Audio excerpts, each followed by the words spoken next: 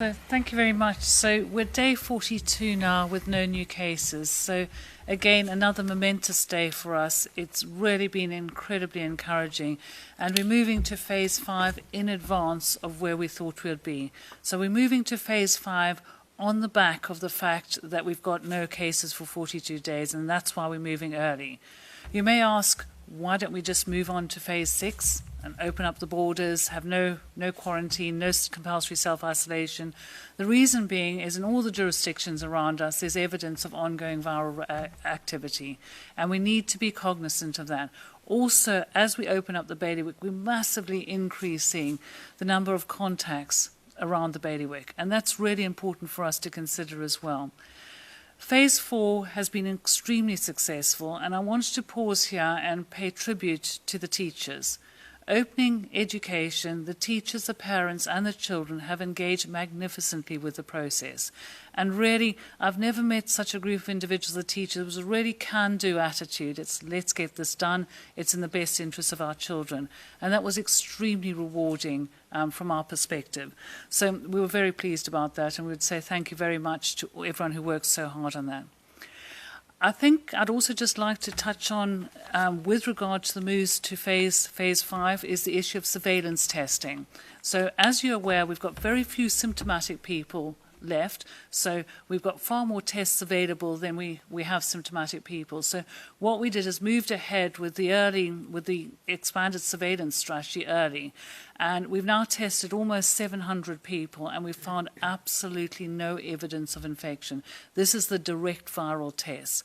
So every group we've looked at, whether they're health and care workers, we've looked at Aurigny cabin crew and pilots, we've looked at care workers in the community, we've looked at primary care, we've found no evidence of infection in those groups. And that, again, is really encouraging, and it's given us the evidence, and you know how I like evidence, it's given us the evidence to progress more quickly to phase 5. So phase 5 is essentially going to be our new normal. So there are going to be no restrictions on, for example, the size of gatherings. There will be no official social distancing, so no 1 or 2 metre controlled versus uncontrolled environments.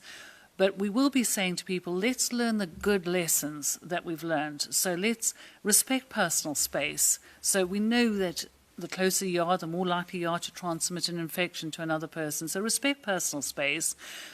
Hand hygiene, respiratory etiquette, so the catch it, bin it, kill it, all of those things are so important as we move to that new normal. So I think it's a really exciting, it's a huge milestone for us, but the whole of the bailiwick will be open. Now, one of the things, and I want to particularly say thank you again for the patience, is the people running extracurricular activities for children. Now, we've had a lot of questions with regard to that, and rightly people saying, come on, can't we just get on with this? And I had a lot of sympathy. And I'd also like to say thank you to the people who phoned, and some of them I spoke to, and how understanding they've been. Now, the reason why we paused on extracurricular activities when we opened the state schools was what happens with extracurricular activities. You get lots of different schools and lots of different year groups mixing together. So it was just to try and have that measured approach. And so with phase 5, all extracurricular activities will be open as well. So I think that will be very welcomed by large sectors of the population.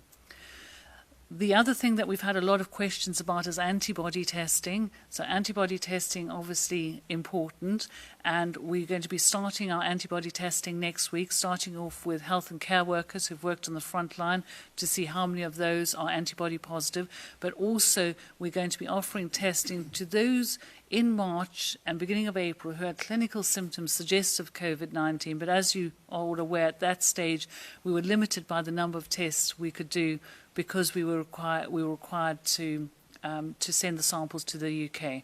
So now we've got the antibody test available, so we'll be doing it on those groups of individuals. So lots of progression with regard to the testing and also with regard to the progression to phase 5. And again, this couldn't have happened without the entire community of the bailiwick, and we're incredibly lucky from that point of view. Thank you very much. Great, thank you.